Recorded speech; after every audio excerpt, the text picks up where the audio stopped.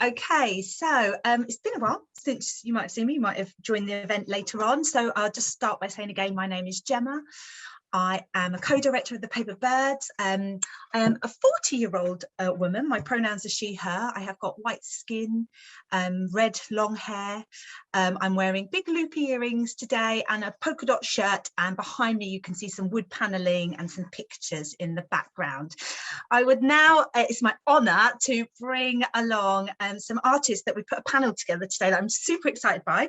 So first of all, we've got Grace Savage, who we were lucky enough to make a show with, blind in, let's think of the year, 2014. Time has flown. We've also got Olivia Twist. Again, we were really lucky to work with Olivia, who is an illustrator. They're much more than I'm going to describe them, and I'll let them describe themselves a little bit in a moment. But Olivia, who we worked on a show of ours in 2017, Goldfish Bowl. We've got Sunny Green, who you will recognise is a School of Hope artist, who is a spoken word artist who created a piece for the School of Hope. And we also have Maya Jeffers, who it is my great ambition to work with. I'm still trying to find a way, and where there is a will, there is a way, Maya. So thank you for joining us, all of you, today. We'll just start, if it's okay, by giving some visual descriptions. So is it okay, Grace, if you start? Yes, hi everyone. My name is Grace Savage. I am 32 years old. My pronouns are she, her. I also have red hair, but it's slightly lighter than Gemma's. And I'm wearing a black jumper with a purple design on it, and I have a wooden door and a bit of grey walling behind me. Brilliant. And Maya? Hello everyone, my name is Maya. I'm 27. My pronouns are she and her. I am wearing a blue and white headscarf and I have locks. My skin is black. I'm a black woman. And I've got a stripy, funky mirror behind me. And Olivia? Hi everybody, hope you're well. My name is Olivia. I am a 28-year-old black woman. I have locks also, but I have a woolly hat on. I got a red jacket with black checks on there.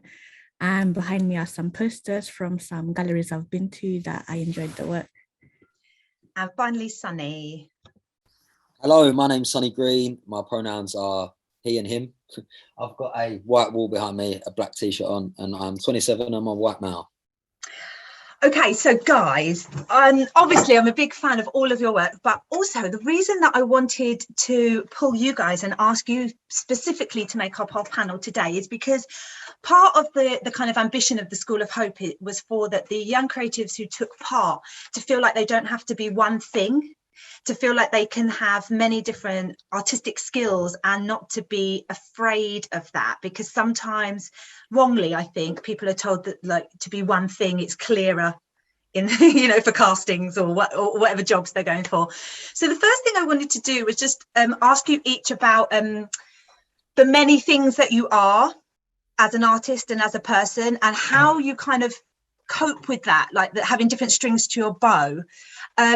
So Sunny, I'm going to start with you because I know that you are many things, and so how do you kind of balance, and how do you make that work for yourself?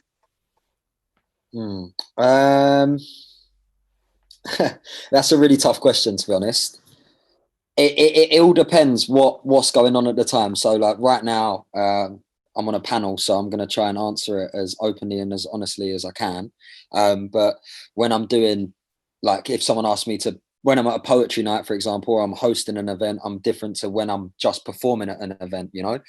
Same way as if I'm going to an audition as an actor, like I'm completely different. I try to just have a blank canvas and get into character and try, like, you know, the method stuff. And yeah, and then when I'm rapping and I'm on stage again, performing music and stuff, a lot hype. You know, it's just different. They're all elements of myself, but just different, like, you know, different places, different times, different. Yeah, it's a really tough question for me to answer. No, that's okay. I'm gonna push it over to Maya.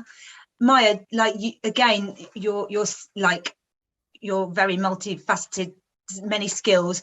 Have you ever felt like you have to choose like one thing that you are as an artist, or have you always felt like free to be many things?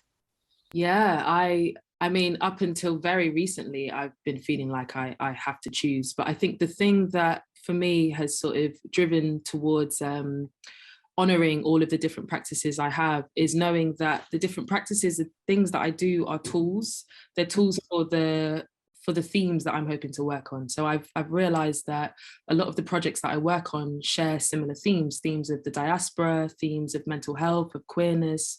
And it doesn't matter what practice I use, as long as I'm using an opportunity to tell specific stories based on those themes. But I mean, it's tricky, you know. For a long time, I would struggle with calling myself a photographer or a director or a dramaturg, and still do. But I think there's power in naming yourself and being honest about who you are, because then it helps you to drive and push for what it is you want to achieve in life. Absolutely. Grace, do you feel like sometimes you have to choose, like, how will I introduce myself today to this person? Or do you always feel like you can give a list and say, I am many things? I normally avoid telling people I'm a beatboxer, because that normally follows with, go on then, do some beatboxing. So I just use the umbrella term artist these days. And I think I wish I could steal Maya's answer, because that was so eloquent and perfect. You channel yourself and your artistry into all the different things that you do in different contexts. And I kind of feel like to be an artist in 2021, you have to have so many slashes to your name to survive. I don't really know any artists that are working and paying their bills with their art who just do one thing. And also, artists are curious, creative people. I don't know about other people, but I get too curious too quickly. Like, I got bored of beatboxing within a few years, and I was like, right, now I want to tap into people's different emotions. You know, beatboxing is a party starter. People are like, that's really fun and amazing, and that feels great as a performer. But I was really lacking, like, emotion and narrative and being able to make change with my art, not just be kind of like a party trick. So it keeps your career more interesting. It helps pay the bills because you have fingers in many pies. And I just think it's the way forward. It can be overwhelming. I do feel like I'm spinning way too many plates. And sometimes I have to remind myself, like, whoa, slow down, just focus on one thing, because you can't be all these things to everyone at the same time. And you end up not doing the art you want to do as well as you can, because you're giving everything sort of 10%. Yeah. So you actually, Grace, have brought up something that I think, so I spoke to some young people before this panel, and just to say out to everyone who's there as well, like, please start posting questions. That's what they're here for, is to answer your questions. But one of the questions that I got asked quite a lot, and I'm going to ask Olivia, and then whoever is honest and brave enough to answer them, please do, is how do you make it pay the bills? Because, and like, is that something that happens overnight, or is that a gradual process, or do you have two jobs, one pays the bills? And like, people, like young creatives are really interested in that, and I guess partly for themselves, but partly because they're having conversations with their parents or their, you know, about like how to build their life. So Olivia, how do you make it pay the bills? Okay, big question. I feel like you know what, you just have to be open and try things. I would say like my first ever like paid commission, it was to do a logo for this plumbing company. I don't know nothing about plumbing in it, but they asked me and I said, yeah, why not? Do you get what I mean? Just to build up your confidence, try things. I feel like it's just saying yes, you know, like you have them seasons, you're like, um I don't know, if you say no, you will never learn to do those things that make you uncomfortable. So saying yeah is the thing. Like I did some workshops with some young people and it was in a youth club, and then the head youth worker, he was like to me, oh, can you spray paint? And I was like, yeah. And I just done a bit of research, and then, you know, I went to the place, we done the spray painting, and then it went well. Do you get what I mean? So I would say just being open to many things. And I think, you know, initially, like when you are open, you know, when you're more stable, then you could start to say no to stuff. Do you get what I mean? You know, you and I also think that the more work you do and the more work you share, when people do come to you to ask you to do things, it's things that you want to do anyway. Do you get what I mean? Because you've shown that this is what I want to do. But I do, like, for me, as Grace was saying, like, do you know, like I do sometimes, it's not that I get bored, but I'm very curious also. So I like to do different things. So I do some lecturing, I do some illustration. And, you know, I think for me, it fulfills me like creatively, just having the option to do both and like the different paces of it. Sunny, how do you pay the bills? Well, luckily, I've got a few streams of income now, which is good. But when I started, so I actually quit my A levels and I just got straight into, I just left home, I moved to East London and I just focused on my music and my arts and stuff like that. So I was hosting events like most nights in a venue called Passing Clouds in Hackney, and I also had like a product, so I had like my CDs and stuff. So I think if you're creative and you can create something that you can potentially sell, whether it be a painting or an art or a book or your actual performance, and hopefully you can turn that into some sort of income. It all just depends where you are at in your life. Like now I've got children and stuff. Sometimes the arts can be a bit inconsistent. It can be up and down. So it's important to make sure that not all your eggs are in one basket. But that being said, I still use like my creative skills and my artistic skills to make money in business and other areas of my life, which has been amazing. I think never underestimate the transferable skills you get when you really start tapping into your creativity, because I think some of the best businessmen can be good, really good artists, and it's important that you value yourself and you value your work, and don't be afraid to say no, and be careful of doing too much stuff for promotion or publicity. Because I don't know what it's like in other countries, but in the UK, there's a lot of promoters and people who organize events that want you to perform for free, and they want you to do stuff for nothing. Okay, so pick and choose who you do that work for, and don't be afraid to say no, and also value your work, because you might do one job that could pay for that could pay well than the 10 jobs that wanted you to do it for next to nothing or nothing. So yeah, finding a balance and finding a balance. Finding balance, and also like keeping that stuff that you're really passionate about, maybe as the things maybe that you're willing to sometimes. But knowing your worth, yeah, knowing your worth is so important. You've got to know your worth. Don't sell yourself out too cheap.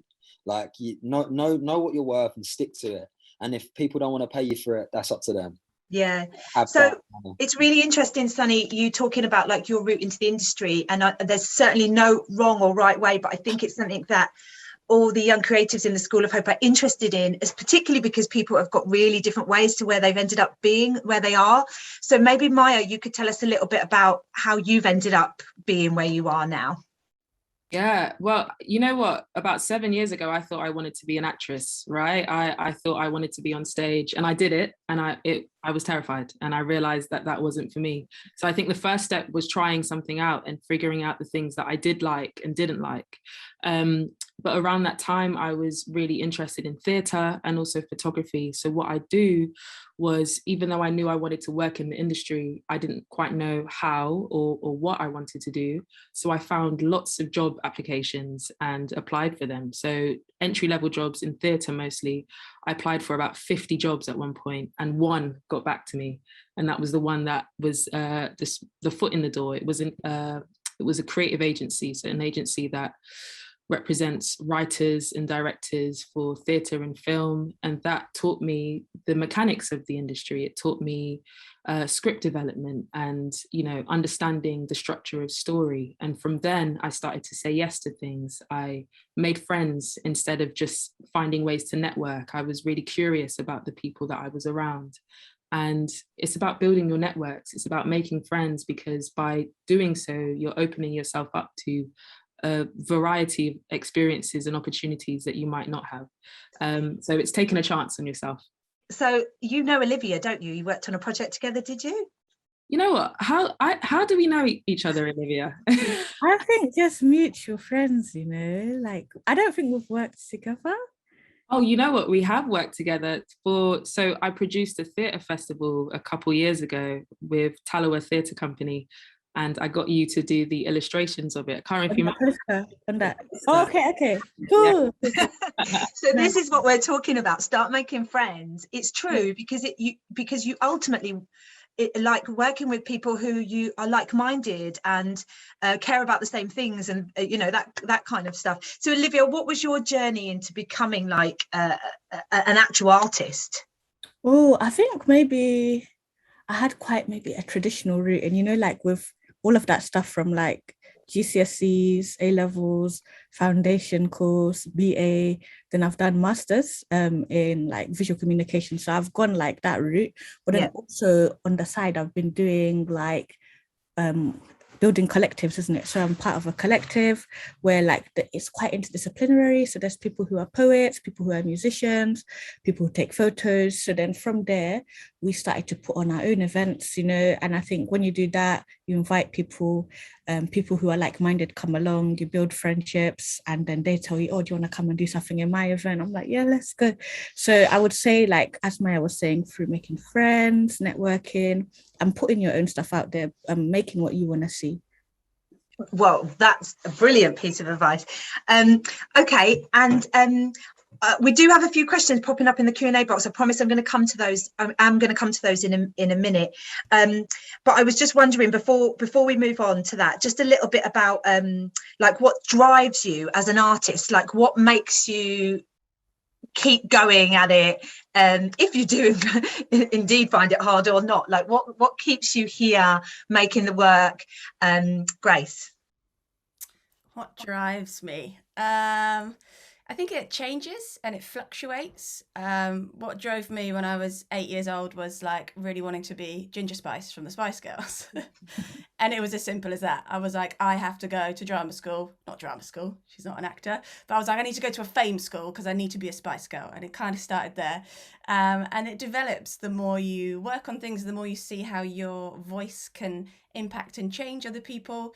And I think for me, it mainly just comes down to making people feel things, connecting with people, because as soon as they feel things, you can be political with that. You can make people want to change things without lecturing them. That's the beauty of art. You can make them see things from a different point of view. Empathy, make people empathize. And I've never really had a core thing in my work, except for, I guess, being a female beatboxer in itself is quite a political act. So just knowing that every time I stand on stage, that is inspiring younger girls and boys, and showing the world that, that as a minority in a male-dominated area, I can do that. So that drives me, because every time I do a gig, there's always someone in the audience who comes up to me after and goes, oh my God, I've never seen anyone do that. I've never seen a woman do that.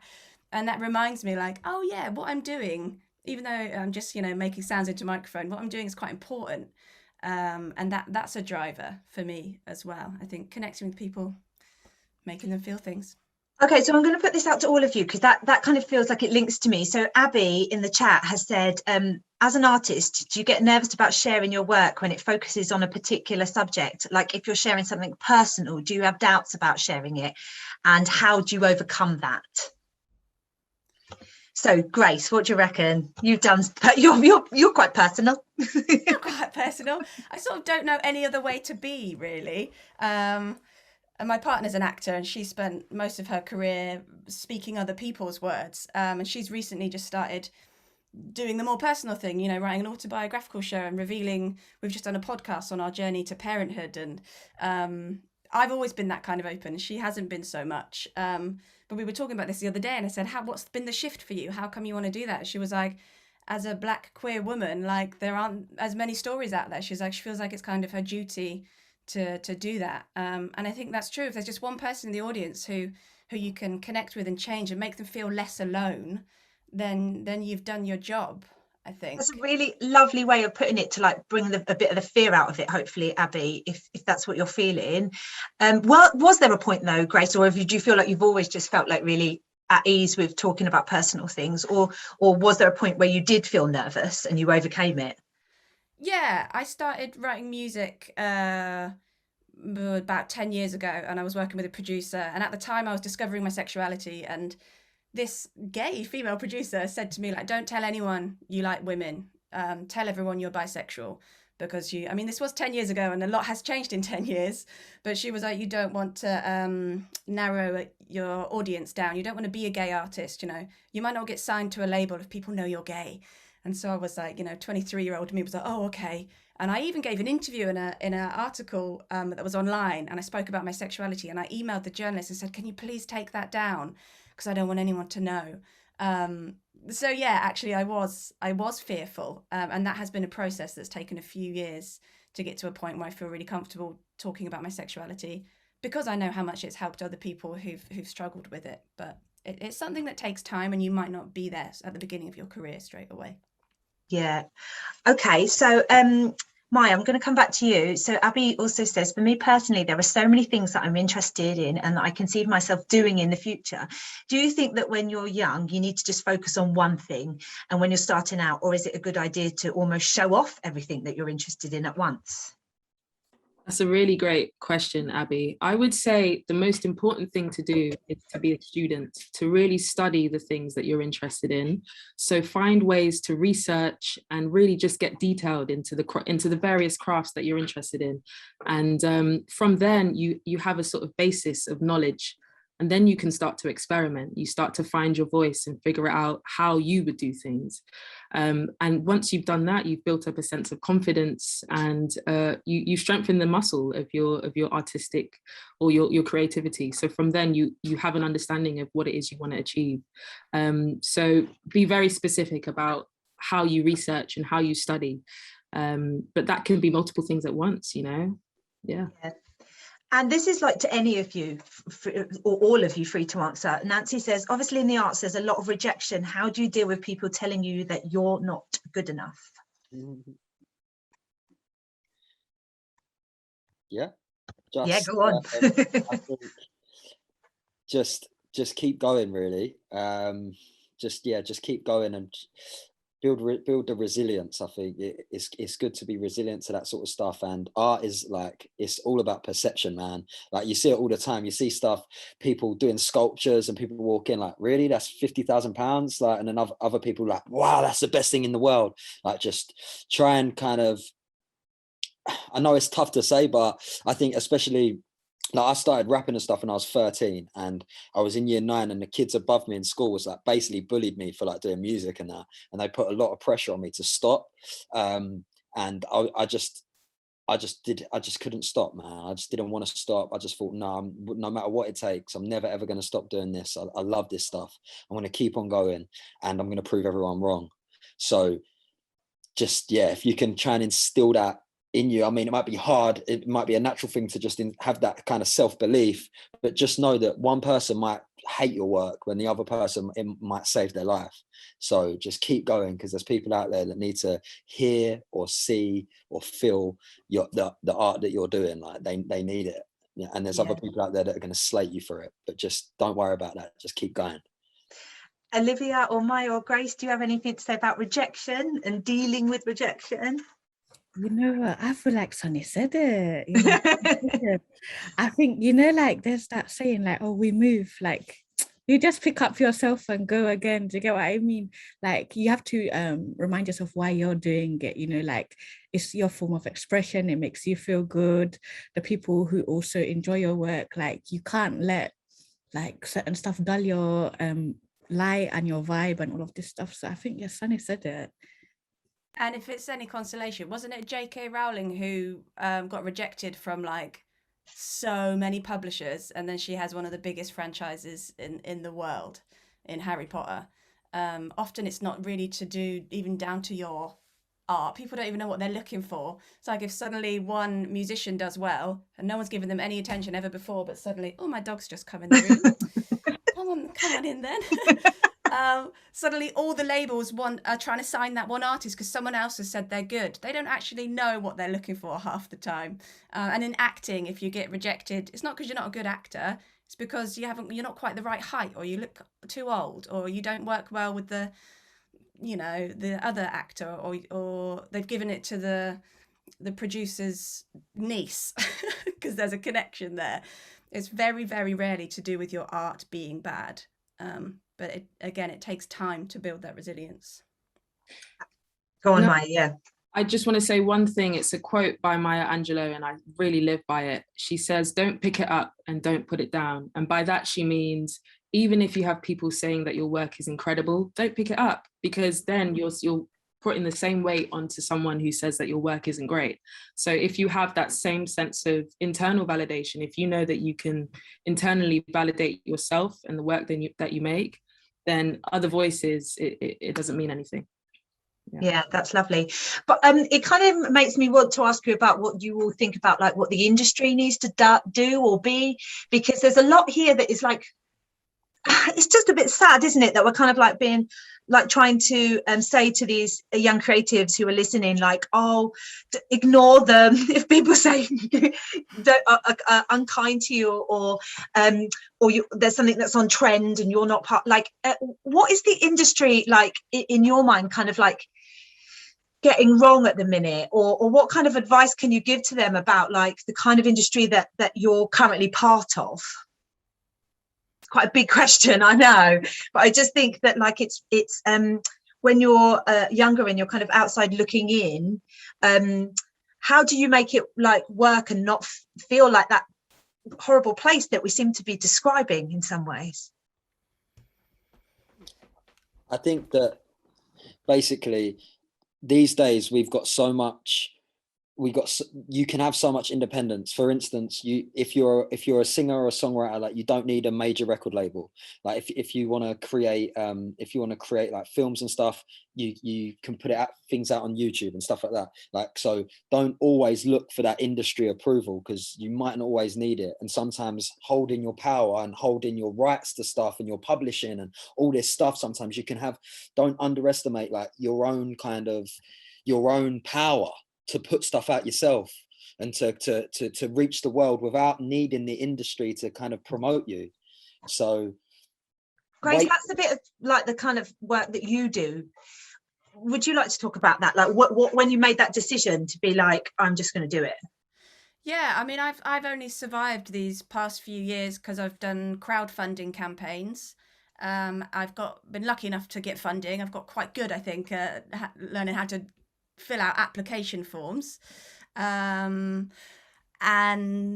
yeah, that's how I've survived. And Patreon, and all these other kind of websites. So Patreon is a website which is a fan funded platform with so many different artists, visual artists, singers, all sorts, and then people pay me £5 a month, and in order to sustain me to create my art. And I think, as Sunny was saying, that all these websites and these different things popping up mean that we don't have to rely on gatekeepers so much. It's hard work and it's a slow burn, and to get to a point where you can make a full-time living from something like Patreon does take time. But the fact that the opportunity is there, and that wasn't probably 10, 20 years ago, it is an amazing thing. You just have to work your arse off. Okay, so Olivia, is it worth it? Like, is it worth it? You know, if people are listening to this and they're like, I kind of want to be an artist, that's like what my heart is drawing me to, but this sounds hard. What do you think, Olivia? Yeah, man, it's worth it. Do you know what? Yeah, I think when you persist and you keep going, you know, like sometimes you have to like stop and you'll be like, do you know what? Like me, like 5 years ago, would have been so gassed about this. You get what I mean? So I think it is worth it. You get to kind of, everybody like has like this idea of like what they're capable of in their mind, in it, and you know, like you just want to reach that in it. So I think it is worth it because you keep persisting on.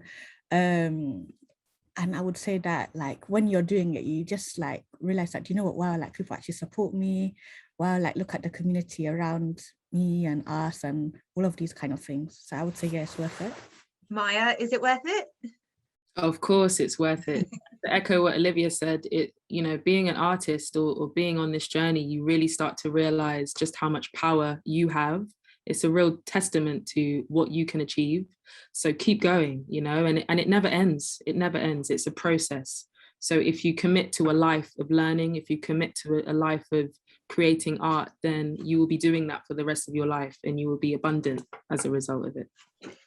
Can you think of any like moments that have stood out to any of you where you've just been like, oh wow, like my work has actually really made a difference, like that's really touched someone, or someone spoke to you afterwards? Because it's lovely to just hear like examples, because sometimes like you're an artist and you might just be on the internet and you've got no concept of response.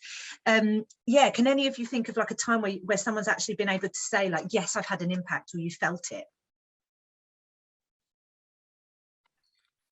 I think the moment that I realized that, you know, the work that I was making was having some sort of impact was when I had an image of mine on a billboard at Euston Station. And I used to constantly travel into Euston. So I used to live in Birmingham for a bit, and I traveled to London to try and see some theatre shows. And I would always go on the same escalator. And one day, you know, a few years later, my image was on there. And it made me realize the importance of visibility, of representation, of working towards something and being able to have your work seen and experienced and felt by multiple people. So yeah, that for me was a real game changer. I can think of something that happened just a few weeks ago, actually. I did a one-woman show with the Paper Birds, which Gemma directed. And I did a gig 4 weeks ago, and someone came up to me in the audience and said, oh, by the way, my sister saw you do Blind a few years ago, and you gave her the courage to come out to her parents and live her life as a gay woman. And I was like, oh, wow, that's amazing. That's something that I did years ago and I'm only finding out about now. And it happens quite a lot with music. I'm always looking out for the amount of streams that I've got on Spotify, because we live in a world where we're obsessed with numbers. And if you don't have 1 million streams, you're no good. But actually, it's the little messages that I get in my Instagram DMs saying, really love that, or, you know, those lyrics really touched me. And that's the stuff that matters. But I think people often can be impacted by your art, but don't feel like they feel an impulse to reach out to you. So definitely, I think I see things all the time and think, wow. But you just feel a bit over the top if you kind of like reach people, or they think that like you're, I don't know, like trying to crack on with them or something. You're like, no, I just want to tell you that I think you're really wicked. You should tell them, Gemma, tell them. I will. Sunny, do you feel like has there been someone who's like spoke to you about your work? I for one think your work is incredibly powerful, and in a few minutes everyone's going to get a little taster of this, because Sunny's wrote a graduation speech, like a departing message for all the graduates, so you'll get to hear some from Sunny. But do you feel like you've had an opportunity to understand the impact of your work? Yeah, I think when because I also do a bit of mentoring like young people as well, teaching them how to like write songs and lyrics and things like that, and that's been good. But I also really picked up on what Maya said earlier about not picking stuff up and not putting it down, because I find it quite hard to not take compliments, but you know, you got to be careful to what you listen to too much, and try and just stay humble as possible, really. But one time I've performed a poem, and just when people, you can see the audience, you can feel the room when you do stuff live, and sometimes some people might cry, or some people might burst out laughing. Like that for me is like the ultimate kind of recognition when I'm performing live, and you can see like the emotion of the room change, and you're looking around the room when you're performing, and you can just see that it's connecting with people, like that connection. And that's something that I kind of do art for, and that's what I live for, really, is that connection to feel. It makes me feel alive, like knowing that other people can resonate with what I'm trying to do, or what I'm trying to say, or what I've created. It really does something different. Well, actually, Sunny, we have another group that is just for the graduates called on Discord, and Parker from Portland has just said Sunny's piece Modern Man, which was the a piece of a separate piece, was really interesting, and it was really something that he really connected to. Could Sunny talk about the inspiration behind his work? Behind that piece, yeah. Yeah, I suppose that's what he's specifically asking about. Yeah, I guess that was a piece written more about just trying to connect with, just kind of a bit embarrassed with how the world's going and where we're going as like a society and everything, and really social media based and all that sort of stuff, and just feel a bit kind of just it's sometimes I can't even describe what I'm even trying to get across, do you know what I mean? But just that whole thing where I just feel that we're losing something human in us as we're going to more like a robotic kind of virtual world. We're losing something something that's in our soul. Like we're kind of selling out a little bit to these big social media companies and to all this stuff, and it's deep, but capitalism, really.